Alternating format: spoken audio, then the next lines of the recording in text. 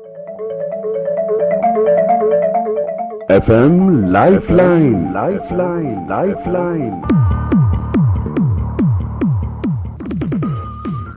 आज के FM lifeline कार्यक्रम में श्रोताओं हम आप मुलाकात करवा रहे हैं B N Behera, senior dietitian, PGI Chandigarh से। बहेरा जी हमें बताएंगे कि बरसात के मौसम में अपने खान पान का किस तरह ध्यान रखना है ताकि हम स्वस्थ रह सकें और इस मौसम में अपनी दिनचर्या सही से कर सकें। बहेरा जी आपका कार्यक्रम में बहुत बहुत स्वागत है। थैंक यू सर, बहुत बहुत धन्यवाद डायरेक्टर साहब, मेरे को पीजीआई तरफ से आपने हमें बुलाया और इसके लिए मैं आभारी हूँ। मैं बहुत खुशनसीब भी हूँ कि इस प्रोग्राम में मैं भाग ले पा रहा हूँ। सर देखिए, जैसे कि रेनी सीजन में हमारा टेम्परेचर बहुत बढ़ जाती है और टेम्परेचर के साथ साथ एक ह्यूमिडिटी उस्ता जो है बढ़ जाती है, जिस ह्यूमिडिटी फील करते हैं इस चीज को, और उनकी अब देखा जाए तो सारी उनकी एक उत्साह होती है तो वो कम हो जाती है। तो इसके चलते मैं यही कहूंगा कि इस मौसम को टैकल करने के लिए अपना खान पान का सबसे ज्यादा ध्यान रखना चाहिए, सो दैट कि हमें कोई बीमारी ना लगे और हम कोई बीमार में जूझते ना रहे। बैलेंस डाइट होनी चाहिए। ह्यूमिडिटी के चलते आपको हर चीज को थोड़ा सा गर्म, जिसको किसी वार्म कहते हैं, वार्म टेम्परेचर में खाना को सेवन करना चाहिए, क्योंकि ये कोई भी चीजें ठंडा लेने से उसमें टेम्परेचर मेंटेन नहीं होता है, जिसके चलते हमारी जो पाचन शक्ति है वो पाचन शक्ति में प्रॉब्लम क्रिएट कर सकता है। और बैलेंस डाइट में आप देखा जाए तो हम जो भी साधारण तौर पे हमारा इंडियन डाइट जो होती है, चाहे नॉर्थ इंडियन डाइट हो चाहे साउथ इंडियन डाइट हो, कोई भी डाइट होती है तो हमारी सीरियल्स जो होती है, जो चपाती हो गया, परोठे हो गया, चाहे अपने दलिया ले लीजिए, चाहे और कई अनाज आपने जितनी भी बाजरा, ज्वार, ये सारी चीजें अनाज जो है हम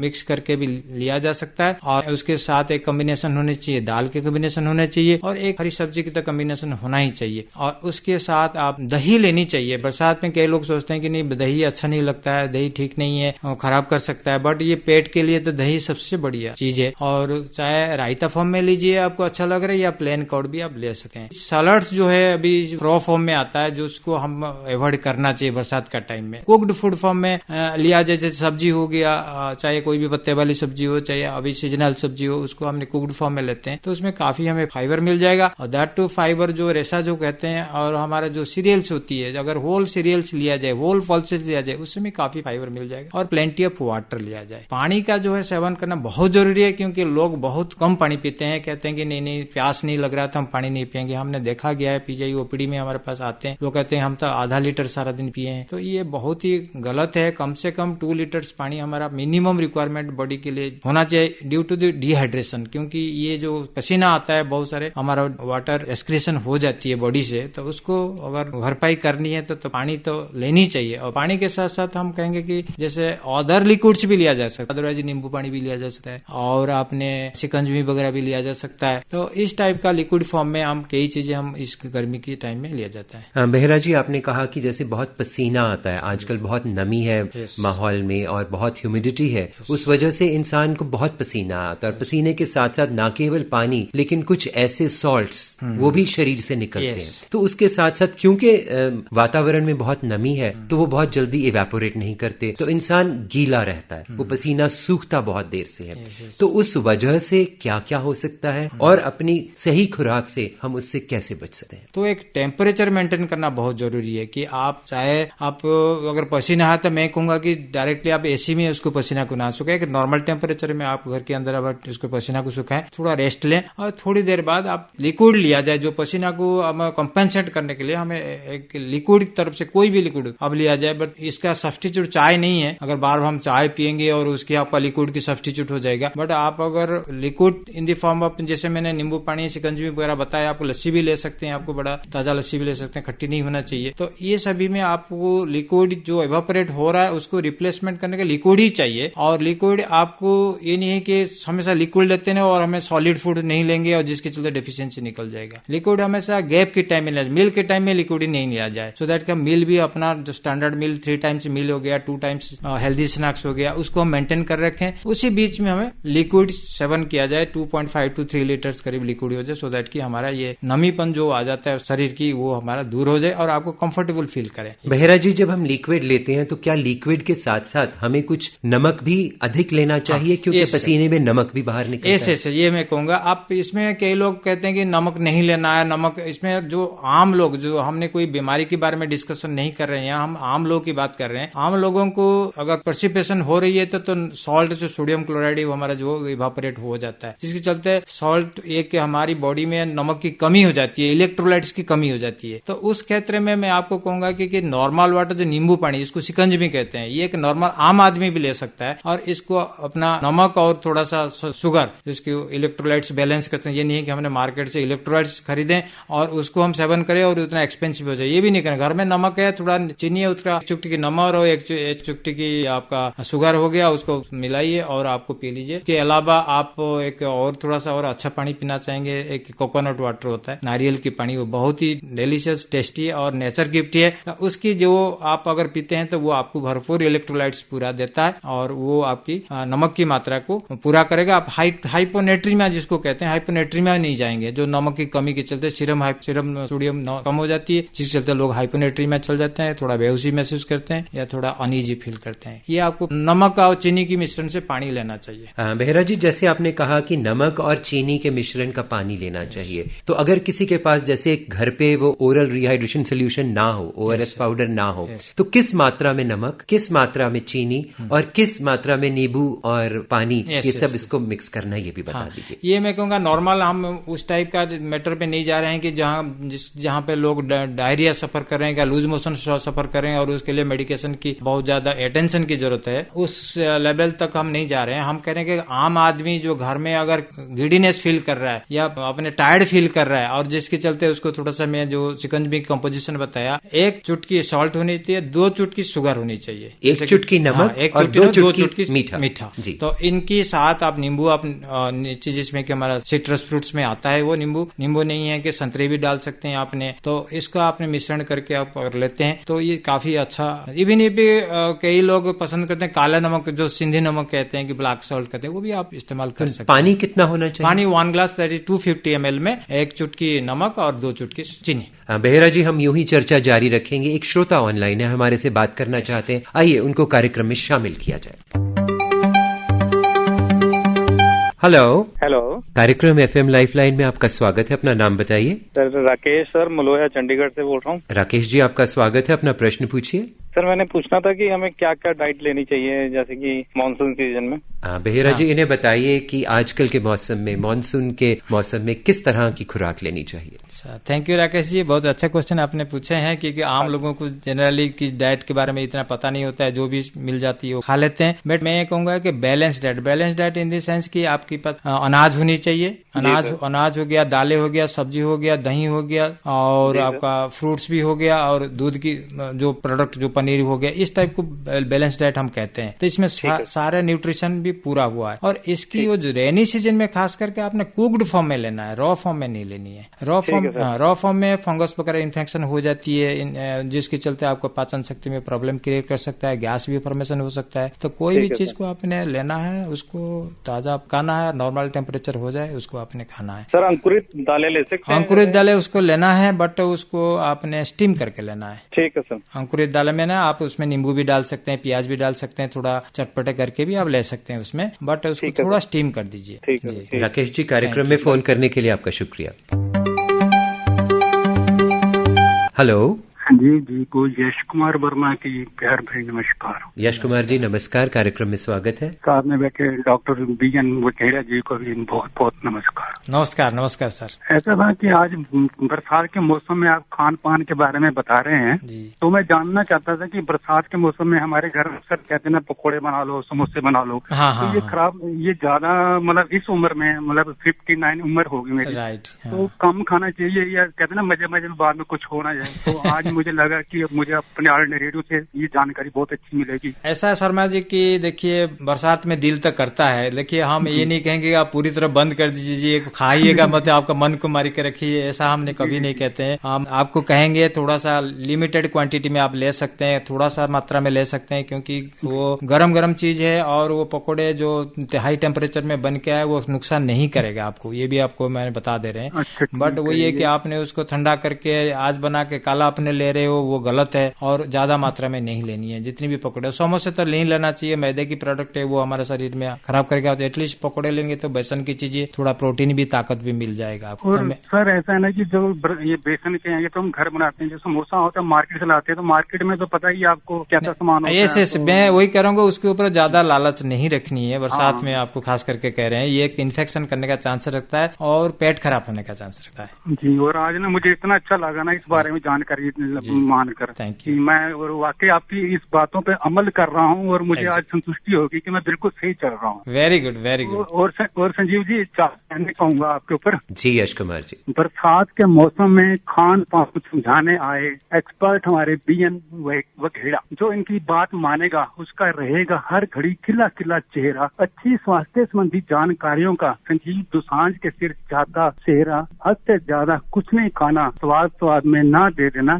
गेड़ा। यश कुमार वर्मा जी बहुत बहुत शुक्रिया, और हम भी यही चाहेंगे कि हम भी खिले खिले रहें और आप भी खिले खिले रहें, और इसी तरह हम ये कार्यक्रम करते रहें और आप हमारे कार्यक्रम में शामिल होते रहें। कार्यक्रम में फोन करने के लिए यश कुमार जी बहुत बहुत शुक्रिया। बहुत बहुत धन्यवाद। Thank you. कार्यक्रम एफएम लाइफलाइन में आपका स्वागत है। नमस्कार जी। नमस्कार, अपना नाम बताइए। गोपाल कृष्ण बोल रहा हूँ। गोपाल कृष्ण जी कहाँ से बोल रहे हैं? सेक्टर 20 चंडीगढ़ से। स्वागत है, अपना प्रश्न पूछिए। सर मैं पूछना चाहता हूँ जी, क्या कारण है कि बरसात के दिनों में हाजमा कमजोर हो जाता है? यस, बहुत अच्छा क्वेश्चन आपने पूछे हैं, क्योंकि ये चीज मेरी मन में आया था कि कोई श्रोता आए और ये पूछे, और मेरे को अच्छा लगे उस चीज को। मैंने तो ऐसा है कि हमारी जो एटमोस्फेयर की टेम्परेचर होता है ना, तो उसमें काफी बढ़ जाती है, और नमी भी, जो ह्यूमिडिटी जो कहते हैं, बरसात में काफी बढ़ जाती है, जिसके चलते ना हमारा शरीर सुस्त नहीं रहता है। आप देखिए कि बहुत लोग इसमें एक्सरसाइज छोड़ दिए होंगे, बाहर नहीं जा रहे होंगे, कोई इतनी ये उसमें कौन जाएगा, पसीना पसीना होएगा, तो वो अपनी जो एक्टिविटीज ना वो स्लो कर देते हैं, जिसके चलते बॉडी की जो एक्टिवनेस जो होता है, क्योंकि हमारा रूटीन वर्क के साथ हम अगर 2 टाइम एक्सरसाइज करते हैं, बॉडी हमेशा एक्टिव रहता है। आप सभी की एग्जाम्पल ले सकते हैं, जितनी बड़े बड़े स्पोर्ट्समैन की एग्जाम्पल आप ले सकते हैं, जो मिल्खा सिंह सर थे, उनकी आप एग्जाम्पल देखो, कितनी साल तक उन्होंने फिट रहा। ये चीज आप देख रहे हो, क्योंकि उनकी एक्सरसाइज, उनकी स्पोर्ट्स एक्टिविटी ही उनको इतना दिन तक, इतना साल तक उनको एक्टिव रखा है। तो वही हिसाब से कि बॉडी की जो एक्टिवनेस कम होने के कारण से, तो हमारी जो पाचन शक्ति, जो पाचन ग्रंथियां, वो नालियां होती हैं, उसकी थोड़ा सा स्लो प्रोसेस हो जाती है, वो ऑटोमेटिकली जो टेम्परेचर के कारण से ही, तो जिसके चलते हमें एक्टिव ही नहीं रहते हैं, जिसके चलते वो पाचन शक्ति की थोड़ा कम हो जाती है हमारी। और कोई नहीं है, ऐसा नहीं है कि आप कोई बीमार पड़ गए हैं। इसमें मैं आपको ये दाद दूंगा कि इसमें स्मॉल मील्स फ्रिक्वेंटली, मतलब थोड़ी थोड़ी खाना बार बार ले सकते हैं आप 3 बार खाते थे उसको 6 बार कर सकते हैं, जिसके चलते वो पाचन शक्ति स्लो होने का कारण से ये आपका थोड़ी थोड़ी खाना को वो ठीक से वो मेटाबोलाइज कर पाएगा और टाइम से भी कर पाएगा। ये चीज मैं आपको बताना चाहूँ। कार्यक्रम में फोन करने के लिए आपका बहुत बहुत शुक्रिया। बेहरा जी, हम अपनी चर्चा जारी रखते हैं। बहुत ही दिलचस्प सवाल थे और आपने बहुत विस्तार से उनको जवाब दिया। मुझे उम्मीद है कि जो लोग आपकी कही बातें मानेंगे तो इस मौसम में, बरसात के मौसम में, वो स्वस्थ रहेंगे, ताजा रहेंगे, तंदुरुस्त रहेंगे। मेरा आपसे अगला सवाल, आपने बताया कि नमी बढ़ जाती है, ह्यूमिडिटी बढ़ जाती है, पसीना आता है, तो हम बार बार उस स्थिति में पानी पीते हैं। जब हम पानी बहुत पीते हैं तो भूख कम हो जाती है। तो इस सारे चक्र को किस तरह, कहाँ रोका जाए, कैसे उसको संभाला जाए? ये बात भी मतलब बहुत लोगों का मन में आ रहा होगा, जहाँ तक मेरे को लग रहा है, क्योंकि हमारा एक ना सारा दिन के एक शेड्यूल रहता है कि हम खाना किस टाइम में खाएं और उसकी टाइम को हमने फॉलो करें। तो हमारा एक बैलेंस डाइट की जो एक टाइमिंग्स होती है, वो हमारा 5 टाइम्स होती है पर डे में। 3 टाइम्स हो गया हमारा major meals, that is breakfast, lunch and dinner, और 2 टाइम हमारा इवनिंग स्नैक्स होती है, mid morning and evening snacks होते हैं, और बेड टाइम में अगर एक आध को फ्रूट लेना चाहेंगे तो वो एडिशनल आप ले सकते हैं। तो इसमें हमें कॉम्प्रोमाइज नहीं करना चाहिए। आप जितनी भी पानी पीजिए, बट पानी का इतनी कोई ये नहीं कि जस्ट आपने लंच से पहले पानी पी लीजिए और खाना खाइए। मैं तो हिदायत नहीं दूंगा कि लंच से पहले आपने पानी पिए और खाना आपकी कम हो जाए, ये मैं तो कभी एडवाइस नहीं दूंगा। हम बहुत लोगों को एडवाइस देते हैं जिनकी कोमॉर्बिडिटीज कंडीशन है, जैसे ओबेसिटी है, ओवरवेट है, उनको खाना कम खाना है, हमने उनको उस टाइप की हिदायत देते हैं, पहले सलाद खा लो, पानी पी लो। बट इस कहते हैं नॉर्मल पर्सन के लिए तो मैं कभी हिदायत नहीं देता हूँ कि आप पानी पीते रहिए, और आपकी जो मेन न्यूट्रिशन है, जो जिसमें मेन खाना से और स्नैक्स से आता है, वो आपका कम हो जाए। बट आप उस खाने को आप बरकरार रखें वो टाइमिंग के साथ, और बीच बीच में आपको मैं कहूंगा कि आप पानी ले सकते हैं। पसीना आया था और 10 मिनट छोड़ के अगर पानी पियेंगे तो कोई दिक्कत नहीं है कि आप डिहाइड्रेटेड पूरा होके आप फेंट हो जाएंगे, ऐसा कोई नहीं है। बट आप डाइट लीजिए, प्रॉपर डाइट लीजिए, एंड डाइट के साथ साथ आप पानी जो रिक्वायरमेंट हमारी 2 लीटर या 2.5 लीटर जो भी रिक्वायरमेंट है, और उसको आपने सेवन करिए। बट आपका पानी की रिक्वायरमेंट कम नहीं होनी चाहिए, ये कहने का मतलब। बट ये नहीं है कि आपने 5 लीटर पानी पी रहे हो एंड वो बैलेंस डाइट आपका छूट रहा है, ये गलत है, ये नहीं होना चाहिए, जो कि हमका न्यूट्रिशन की कमी होने का कारण से आपको कई बीमारी लग सकता है। तो आप प्लीज फॉलो कीजिए जो 5 मील्स पैटर्न को, और उसके साथ साथ आप उसकी लिक्विड के सेवन बीच में कर सकते हैं। बेहरा जी, चर्चा के दौरान आपने कहा कि आजकल के मौसम में सलाद, कच्ची सब्जियां, कच्चे फल कम खाने चाहिए। तो इनसे क्या नुकसान हो जाता है ज्यादा सलाद खाने से? अगर इंसान उसी समय काट कर खा रहा है तो क्या चांसेस है इन्फेक्शन होने के?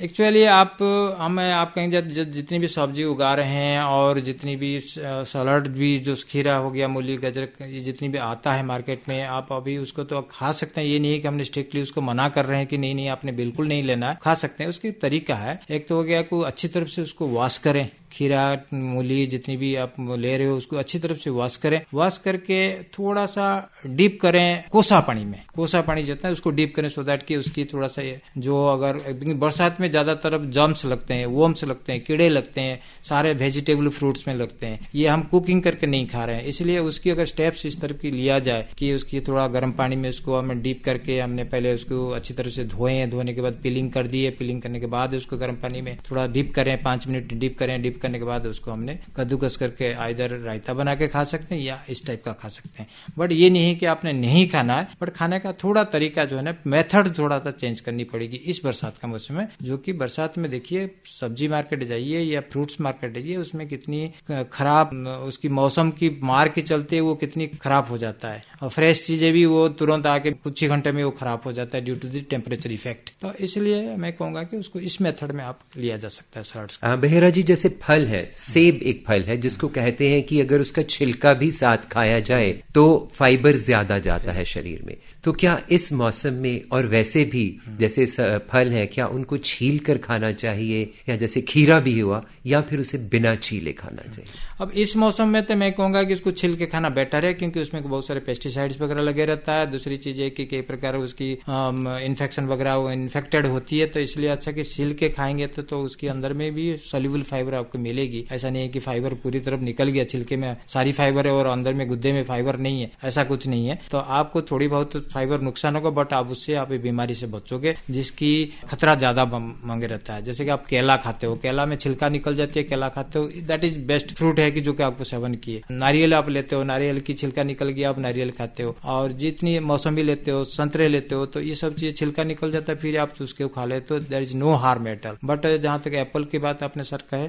तो उसमें वो ये कि थोड़ा अभी बरसात के टाइम में तो कहूंगा कि उसको छिलके खाएंगे तो बेटर है। और अगर बाई चांस आपको लगता ही नहीं हम बिना छिले खाएंगे, उसके उपाय यही है कि उसको अच्छी तरह से धो के और आपने उसको गर्म पानी में थोड़ा डीप कर दीजिए, सो दैट कि उसकी इन्फेक्शियस जो मटेरियल है, जर्म से, वो निकल जाए। बेहरा जी, आजकल बरसात के मौसम में क्योंकि बरसात की वजह से बाहर निकलना कम हो जाता है, वर्जिश कम हो जाती है लोगों की, उनका ज्यादा सेडेंटरी बैठकर काम है, बाहर कम जाते हैं, तो उस स्थिति में उनका सूर्य को एक्सपोजर भी कम हो जाता है, जिस वजह से लोगों का विटामिन डी कम हो। तो उस स्थिति में बचने के लिए, ताकि विटामिन डी कम ना हो, क्या करना चाहिए? विटामिन डी का हमारा जो शरीर में बहुत ज्यादा रिक्वायरमेंट नहीं होता है, नेग्लिजिबल रिक्वायरमेंट होता है, जो कि हम विंटर सीजन में जो सौन बात हम लेते हैं उससे हमारा प्रिजर्व हो जाती है। बेसिकली मैं आप क्लियर करना चाहता हूँ। और बाद बाकी बरसात में उतनी सौन एक्सपोजर हो नहीं पाता है, ऐसा सौन तो ज्यादा दिखाई नहीं देता है उस टाइम में। उसके बाद नमी, टेम्परेचर नमी होने के कारण से लोग डर के मारे आते नहीं है। बट हम डाइटरी ट्रिप से आपको ये देंगे जो आपको थोड़ा बहुत फायदा मिलेगा। कैल्शियम की इंटेक अगर लेते हैं तो उसके साथ विटामिन डी की इंटेक होती है। मिल्क एंड मिल्क प्रोडक्ट से आप लेते हैं तो उसके साथ विटामिन डी की आप इंटेक हो जाती है। और बाद बाकी स्किन से तो अलग से हम विटामिन डी मिलती है, सन एक्सपोज करते हैं, that is the natural process, God gifted process. But diet से इतनी हमें विटामिन डी नहीं पाती है, but calcium with vitamin D का हमें थोड़ा बहुत मिल जाती है, थ्रू आउट द ईयर मिल जाता है। बट मैं ज्यादातर यही एडवाइस दूंगा कि विंटर सीजन सीजन में आप सन एक्सपोजर जरूर लीजिए, जो सनशाइन का बहुत जरूरी है, उस टाइम आप प्रिजर्व कर लीजिए। यही मेरा कहने का मतलब ये है। तो आपको नहीं लेते हैं तो रेनी सीजन में आपको दिक्कत नहीं आएगी, बट उसकी बड़ा इफेक्ट पड़ रहा है कि हम हमेशा एसी के रूम में बैठ के काम करते हैं, जिसके चलते हमें ना विंटर में सन एक्सपोजर हो पाता है, ना हमें समर में सन एक्सपोजर हो पाता है। तो इसकी कमी के चलते जिससे हमें थेरापेटिक की ट्रीटमेंट लेना पड़ जाती है। तो बहुत जरूरी है कि जब सर्दी का मौसम आए तो हम सब लोग धूप में बैठे और धूप का आनंद लें, और धूप से विटामिन डी अपने शरीर में लें, ताकि जब गर्मी में हम कम जाएं बाहर तो उस दौरान वही विटामिन डी वहां काम आ जाए। बहेरा जी, आजकल बहुत से लोग बाहर से सप्लीमेंट्स बहुत से लेते हैं अपनी खुराक में, विटामिन ले लिए, प्रोटीन बाहर से ले लिया, कैल्शियम ले लिया। तो क्या क्या इनकी किस इंसान को जरूरत होती है? एक आम इंसान जो एक साधारण जीवन जी रहा है, साधारण काम कर रहा है, क्या उसे भी सप्लीमेंट्स लेने की जरूरत? सर, ये इसके ऊपर तो काफी कंट्रोवर्सी चल रही है, और मैं अपना ही ओपिनियन में दे सकता हूँ। जो हम पीजीआई में प्रैक्टिस करते हैं, बेसिकली हमारी जो पेशेंट स्ट्रेंथ आते हैं, जिस क्वालिटी ऑफ पेशेंट आते हैं, जिनकी जो इकोनॉमिक स्टेटस से हम देखते हैं पीजीआई के लेवल में, हम तो ज्यादा सप्लीमेंट्स को बढ़ावा देते नहीं है। पहला बात, मैं माई ओपिनियन ये कि मैं इतनी सप्लीमेंट्स के ऊपर ज्यादा स्ट्रेस नहीं देता हूँ, बट कई बार हमें लिखना पड़ जाता है, क्योंकि उस टाइम कई बार ये डिजीज कंडीशन में, जिसके चलते थोड़ा सा इनको स्टैंड अप करनी है, न्यूट्रिशनल रिक्वायरमेंट बहुत ज्यादा है और डाइट से नहीं मिल पाती है, तब उस केसेस में हमने देते हैं। बट आम लोगों के लिए मैं बात करता हूँ कि बहुत लोगों को क्रेविंग होते हैं, हम विटामिन सप्लीमेंट्स ले लिया, मिनरल सप्लीमेंट्स ले लिया। आज ये मैं एक मतलब मैं देखा ही हूँ, आप मेरा फ्रेंड एक मतलब वो न्यूट्रिशन बैकग्राउंड में नहीं था, वो 15 गोलियां खा रहा है। मैंने why you are taking so much medicine? नहीं, ये सब ये मिनरल्स, ये विटामिन से ये है वो, तो ये मैं देखे नहीं इतना क्या जरूरत नहीं, जरूरत है। मैं नहीं, ठीक है आप जरूरत है, but I don't recommend all this things, क्योंकि इसमें आपको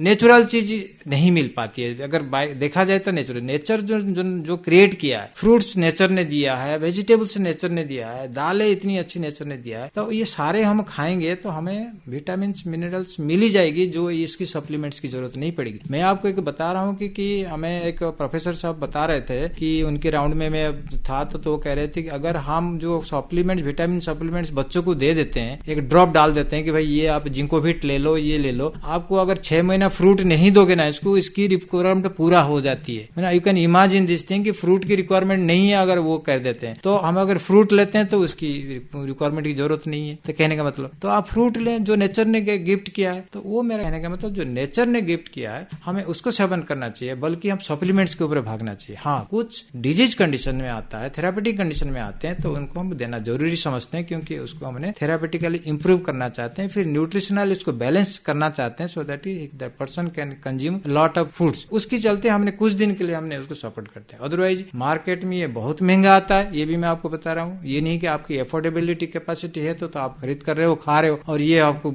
एक्सेस चीज तो आपका रहता नहीं है, वो तो एक्सक्रीशन हो जाता है। आप मत सोचेगा डिपोजिट हो रहा जाएगा, नो, वो भी एक्सक्रिएट हो जाएगा। कोई भी चीज जितनी रिक्वायरमेंट है आपकी बॉडी की, जिंक की रिक्वायरमेंट, मैग्नीशियम रिक्वायरमेंट, आयरन की रिक्वायरमेंट जो थे, और बाद में अगर एक्स्ट्रा सप्लीमेंट ले वो भी बेकार एक्सक्रीशन हो जाएगा, यूरिन के थ्रू चले जाएगी। बट आपको मैं यही एडवाइस दूंगा कि आप नेचर से आप आए हो, और नेचर की चीज को हमेशा प्रेफरेंस, सप्लीमेंट्स के ऊपर डिपेंड करने की आवश्यकता नहीं है एक नॉर्मल पर्सन। तो बहुत जरूरी है कि एक संतुलित आहार लिया जाए, जिसमें विटामिन, प्रोटीन, सब कुछ, विटामिन, एवरीथिंग मिल जाती है, और बाहर से कुछ ऐसी कोई सप्लीमेंट लेने की जरूरत नहीं है। बेहरा जी, जो बुजुर्ग लोग हैं, और खास तौर आजकल मानसून में, बरसात में, उनका कुछ सवाल भी आए, जिन्होंने कहा कि हाजमा आजकल ठीक नहीं रहता, उनका हाजमा ठीक रहे और वो एक ठीक जीवन जी सके इस दौरान, उनके लिए आपकी क्या सजेशन हो? मैं तो मतलब बुजुर्गों के लिए मैं कहूँगा वो पूरी बेड रिडन ना हो जाए, बैठ नहीं जाए घर में, थोड़ा सा चलना फिरना चाहिए, घर की थोड़ा बहुत काम में हेल्प करना चाहिए, जो सो दैट की उनकी ब्लड सर्कुलेट अच्छे से होना चाहिए, और जो भी जितनी हो सके उनकी कैपेसिटी हिसाब से जितनी वर्क कर सके वो करना चाहिए, तभी एक्टिव रहेगा। इसके कारण से उनकी जो डाइट की पैटर्न की बात करें तो उनकी डाइट हमेशा सॉफ्ट होनी चाहिए, कि ये घर के सदस्य समझे इस बात को कि इनकी डाइट की हमने जो सॉलिड डाइट जो एडल्ट बंदा ले लेता है और उसकी सॉलिड बंदा वो हमारे बुजुर्ग ले लेंगे, ऐसा नहीं होता है, क्योंकि उनका डेंटल प्रॉब्लम होती है, डेंचर भी होती है। तो इसके कारण से उनको एक सॉफ्ट डाइट, जिसको सेमी सॉलिड डाइट हम कहते हैं, तो उस सेमी सॉलिड डाइट में आपका पोरीज आ जाता है, दलिया आ जाती है, सूजी का खीर आ जाती है, कई प्रकार की, और जो ग्रुएल जिसको कहते हैं कि डिफरेंट टाइप से ग्रुएल कर सकते हैं उसको, उसकी अगर सभी मात्रा में दाल के साथ, अनाज के साथ, हम सभी वेजिटेबल के साथ अगर सारे न्यूट्रिशन मिक्स मिक्स करें उनको और उनकी इस टाइप का थोड़ा मॉडिफिकेशन करके ट्रांसफॉर्म करके अगर हम करते हैं तो उनके डिशेस बनाया जाए। और उनको मतलब मैं बताना चाहूंगा कि वही स्मॉल मील्स फ्रिक्वेंटली होना चाहिए, थोड़ी थोड़ी खाना बार बार खाना चाहिए और उनके साथ डाइट में सॉफ्ट रख के करा जाए। आजकल फ्रूट का स्ट्यू भी बन जाती है, फ्रूट का स्ट्यू बना दीजिए सो दैट कि काफी सॉफ्ट होती है, वो अपना वो फ्रूट्स खा सकते हैं, उसको ये नहीं है। बट जूसेस वगैरह मैं ज्यादा रेकमेंड करता नहीं हूँ, इसलिए कि उसमें फाइबर कम हो जाती है और जूसेस भी कई प्रकार इंटॉलरेंस होता है तो डायरिया वगैरह भी करता है। तो इसलिए मैं कहूंगा जूसेस वगैरह ना लेके साबुत फ्रूट, और बुजुर्गों के लिए खास करके सेमी सॉलिड डाइट होनी चाहिए, सॉफ्ट डाइट चाहिए, कोई भी चीजें खाएं। बेहरा साहब, हमारे हिंदुस्तानी खान पान में खास तौर पर तेल का बहुत महत्व है। हर चीज में कुछ हम डालेंगे तो छोंक लगेगा और उस तेल में हम सब्जी बनाते हैं, तो किस तरह का तेल, रिफाइंड ऑयल इस्तेमाल करना चाहिए और कितनी मात्रा में तकरीबन हर रोज? वेरी गुड, बहुत अच्छा क्वेश्चन है ये। आमतौर पर ये क्वेश्चन सभी के मन में रहता है कि हम तेल कौन से, बहुत कुछ खा रहे हैं तेल, हमें कुछ पता नहीं चल पा रहा है, हमारा वजन बढ़ गया, कई प्रकार सवाल आते रहता है और लोगों को पता नहीं चल पाता है। तो हमें इनकी पब्लिक को जानकारी देना चाहिए। इस माध्यम में बहुत अच्छा माध्यम है जो कि पब्लिक सुने इस चीज को। देखिए, तेल का मात्रा हमारा टोटल कैलोरी का जो 20% की होती है, हमारी जो फैट की जो इसकी कॉम्बिनेशन रखना बहुत जरूरी है। कॉम्बिनेशन हमारा रहता है कि एक सैचुरेटेड फैट, अनसैचुरेटेड, जो पूफा, मुफा और सैचुरेटेड, इसकी 1:1:1 की कॉम्बिनेशन जो आती है। हम ज्यादातर जो सैचुरेटेड फैट रखते हैं उसकी मात्रा कम रहता है। सारा दिन 1 चम्मच अपने सैचुरेटेड, जैसे देसी घी की बात कर रहे हैं, आपके सैचुरेटेड फैट में देसी घी पसंद करना चाहिए और 1 चम्मच आपको रिकमेंडेड है और वो आपको काफी उसकी हिसाब से आपको कैलोरी उसकी मिल जाती है, उसकी पूरा जो डेफिशिएंसी है वो आपको पूरा हो जाती है। दूसरी आ गया कि जो मुफा आ गया, जो मुफा में आपकी हमारा मस्टर्ड ऑयल आ जाती है, ऑलिव ऑयल आ जाती है, बट आम लोगों के लिए मस्टर्ड ऑयल ही बेस्ट है। तो मस्टर्ड ऑयल का आप रखो 60% मस्टर्ड ऑयल रहना चाहिए। देखो, जैसे कि सारा दिन का ऑयल हम अगर 30 ग्राम लेते हैं या 25 ग्राम में लेते हैं तो उसकी कम से कम 2 चम्मच मस्टर्ड ऑयल होनी चाहिए। सरसों का तेल, सरसों का तेल, सरसों का तेल हमारा अभी जो हमें रिफाइंड तेल, पहले की रिसर्च चल रहा आया था जो कि रिफाइंड तेल लेना ज्यादा, मस्टर्ड ऑयल कम लेना। अभी उसका रिवर्स हो चुका है, मस्टर्ड ऑयल की मात्रा ज्यादा होना चाहिए और रिफाइंड ऑयल की मात्रा कम होना चाहिए। और एक तेल को हम हमेशा यूज ना करें, थोड़ा बदल बदल के यूज करें। हमारा अगर 1 लीटर तेल सारा दिन अगर इस्तेमाल होती है तो ये 3 चीज को हमने कॉम्बिनेशन देके ऑल्टरनेट करके हमने यूज करना चाहिए, मिक्स करके यूज नहीं करनी चाहिए। बट तो ये तेल की कॉम्बिनेशन इस टाइप का करके नहीं चाहिए। और बहुत लोगों की होता है कि डाउट होता है कि नहीं देसी घी खाना चाहिए, नहीं खाना चाहिए। मैं कहूंगा तो देसी घी 1 चम्मच तो होना चाहिए शरीर के लिए, किसी भी एज ग्रुप के लिए। बेहरा जी, कार्यक्रम के आखिर में आप जाते जाते हमारे श्रोताओं को इस बरसात के मौसम में स्वस्थ रहने के लिए संक्षेप में क्या संदेश देंगे? यस सर, डेफिनेटली कि मैं आपको कुछ डाइटरी टिप्स बता सकता हूँ। इसमें आप रेनी सीजन को एंजॉय करें और साथ साथ अपनी खान पान को भी आप सही रखें। तो पहले तो मैं यही कहूंगा कि आप अपनी एक्सरसाइज को जारी रखिए, ये बहुत जरूरी है। एटलीस्ट आप अगर 1 आवर नहीं कर पाते हैं सारा दिन तो आप 45 मिनट्स या 30 मिनट्स मिनिमम तो रखना ही चाहिए। अगर हफ्ते में सारा हफ्ता नहीं कर पाते हो, एटलीस्ट 5 डेज तक करनी चाहिए। ये भी मैं आपको मतलब जो आपको दिल नहीं करता करने के लिए, बट एटलीस्ट 5 डेज आपको। इवन बड़े स्ट्रेन्यूस एक्सरसाइज की बात भी मैं नहीं कह रहा हूँ, अगर आपने सिंपल वॉक भी करते तो दैट इज एनफ फॉर आपकी ब्लड सर्कुलेशन, वो एक्टिवनेस के लिए अलग है। इसमें और मैं आपको टिप्स यही बताना चाहूंगा कि फ्रूट्स जितनी भी हम संतुलित आहार ले रहे हैं, बैलेंस डाइट ले रहे हैं, वो कुक्ड होनी चाहिए। कुक्ड फॉर्म में नहीं, बरसात के टाइम पे कुक्ड फॉर्म होना चाहिए। कोई भी चीज रात को आपने रख लिया खाना बना के, सुबह उसको बॉईल करके खा रहे हो, नॉट गुड प्रैक्टिस। तो आप सुबह का बना के शाम तक आप खा सकते हो, इसमें कोई प्रॉब्लम नहीं है कि उसको गर्म करके आप शाम तक खा सकते हो, बट बासी चीज नहीं खानी है। तीसरा चीज है कि आप पानी जो पीते हो थोड़ा सा, मैं अभी इस मौसम में मैं तो एडवाइस दूंगा कि इसको थोड़ा बॉईल करके पीजिए, ज्यादा कोसा करके पीजिए, वो गले के लिए भी बहुत फायदेमंद रहेगा। और कट फ्रूट्स नहीं लेना चाहिए। फ्रूट कटा हुआ पब्लिक कितने लोग आप बेच रहे हैं और हम जाके चाट खा रहे हैं, फ्रूट चाट खा रहे हैं, गोलगप्पे खा रहे हैं, ये सब चीजें आउटसाइड फूड थोड़ा अवॉइड करें। और कट फ्रूट तो स्पेशली इस सीजन में तो ना कीजिए। घर में फ्रेश फ्रूट्स है, फ्रेश फ्रूट्स धोइए, उसको काट के तुरंत खाइए, एडवाइजेबल है। और खाने में अनाज होनी चाहिए, दाल होनी चाहिए और सब्जी होनी चाहिए, प्लस दही या रायता होना चाहिए, प्लस सलाद को जो मैं प्रोसेस में बताया उस टाइप का प्रोसेस में सलाद आप लीजिए। और स्वीट डिश में आप घर में काफी स्वीट डिश बन जाएगी। ऐसे कोई नहीं है कि हमने मार्केट से सारी चीजें लेनी है और उसको खा के पेट खराब करनी है। स्वीट डिश आप अपना घर में तैयार कर सकते हो। अच्छी खीर बन जाती है, बड़ा टेस्टी खीर बन जाती है, तो वो आप अपना आइसक्रीम भी घर में भी बना सकते हो, ऐसे कोई नहीं। बट ये चीजें आप करें, अपने बैलेंस डाइट लेनी है और प्रॉपर रेस्ट लेनी चाहिए। बीएन बेहरा जी, आप हमारे FM लाइफलाइन कार्यक्रम में आए और और आपने हमें और हमारे श्रोताओं को बरसात के मौसम में किस तरह खान पान होना चाहिए उसके बारे में इतनी महत्वपूर्ण जानकारी दी। आपका बहुत बहुत शुक्रिया। श्रोताओं, इसी के साथ ही अपने साथी संजीव दोसांझ को कार्यक्रम यहीं समाप्त करने की इजाजत दीजिए। इस कार्यक्रम में हमें तकनीकी सहयोग दिया हमारे साथी अरुण बावा ने। नमस्कार। FM lifeline, lifeline, lifeline.